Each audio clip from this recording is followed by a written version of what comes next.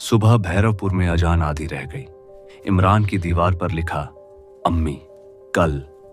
रात भर में गहरा हो चुका था। मिट्टी फटकर काली पड़ गई थी, जैसे दीवार के अंदर से किसी ने उंगली घुमाकर नाम दोबारा लिखा हो। सफेद चौक का कोई निशान नहीं था। नाम मिट्टी का हिस्सा बन चुका था। शबनम ने कांपते हाथ से दीवार छुई। दीवार ठंडी नहीं थी, गर्म थी, जैसे उसके अंदर सांस चल रही हो। इसको चूना लगाओ। इसको चूना लगाओ, किसी ने मशवरा दिया। चूना लगाया गया। 2 घंटे बाद सफेदी के नीचे से फिर उभर आया। अम्मी। गांव के बीच बरगद चुप खड़ा था, पर उसकी जड़ों के पास मिट्टी धीरे धीरे धंस रही थी। पिछली रात 6 लकीरें तने पर बनी थी। आज सुबह 7 हो चुकी थी।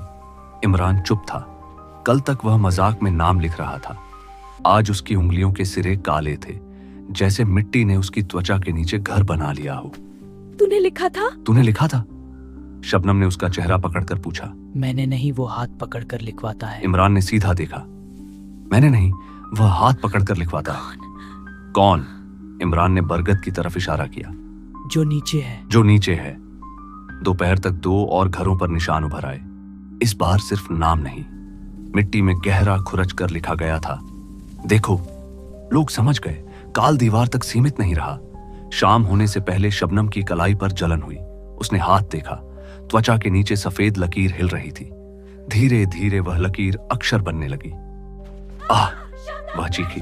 औरतें दौड़ी। सबने देखा, उसकी त्वचा उभर कर नाम बना रही थी। खून नहीं, बस मांस हिलकर लिख रहा था। रस्म करो! करीम के बेटे ने जोर से कहा। इस बार 2 बकरे लाए गए। गला काटा गया। खून जड़ों तक पहुंचा, पर मिट्टी ने इस बार धीरे नहीं, झटके से पी लिया। जमीन फूली, जैसे अंदर कुछ करवट बदल रहा हो। पेड़ की छाल पर नया शब्द बना, कम। कम? कम? किसी ने पढ़ा। किस चीज का कम? तब जमीन से खुरचने की आवाज आई। बरगद की एक मोटी जड़ मिट्टी तोड़कर बाहर निकली। उस जड़ के साथ चिपकी हुई थी एक छोटी हड्डी, बच्चे की। गांव जम गया। 2 और हड्डियां जड़ों के बीच दिखने लगी, जैसे जमीन ने कुछ छुपा रखा था, जो अब धीरे धीरे बाहर आ रहा हो। ये 5 लोग नहीं थे। यह 5 लोग नहीं थे। ये पुराने हैं। करीम का बेटा फुसफुसाया। यह पुराने हैं। शबनम की कलाई पर नाम पूरा हो गया। अम्मी, आज। इमरान बिल्कुल पास खड़ा था। उसकी आंखें शांत थीं। दीवार झूठ बोलती है। दीवार झूठ बोलती है। सच स्किन पर लिखता उसने है। धीरे से कहा। सच त्वचा पर लिखता है। लोगों ने उसे पीछे खींच लिया। रात गहरी हुई। शबनम को घर के अंदर बंद कर दिया गया। 4 औरतें उसके पास बैठी थीं। उसकी सांस तेज चल रही थी। दीवार पर दिया जल रहा था, पर उसकी लौ सीधी नहीं, तिरछी जल रही थी। बाहर बरगद के पास मर्द मशाल लेकर खड़े थे। अचानक आवाज आई। इस बार पेड़ से नहीं, जमीन के अंदर से, जैसे मिट्टी के नीचे कोई बोल रहा हो, नाम अधूरे हैं। पेड़ के तने पर गहरी दरार पड़ी। अंदर अंधेरा हिलता दिखा। वह अंधेरा सीधा नहीं था, उसमें आकार था, टेढ़ा, टूटता, हिलता हुआ। फिर जड़ों के बीच से कुछ बाहर निकला। वह इंसान नहीं था, वह पूरा जानवर भी नहीं था। उसका ऊपर का हिस्सा हड्डी और जड़ का मेल था। लंबी टेढ़ी रीढ़ की हड्डी जैसा ढांचा। जहां चेहरा होना चाहिए था, वहां खाली सुराख।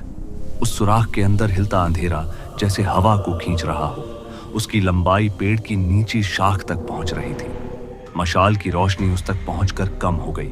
मर्द पीछे हटना चाहते थे, पर जमीन के नीचे जड़ फैल चुकी थी। घर के अंदर शबनम ने आंखें खोली। उसकी कलाई से नाम चमका।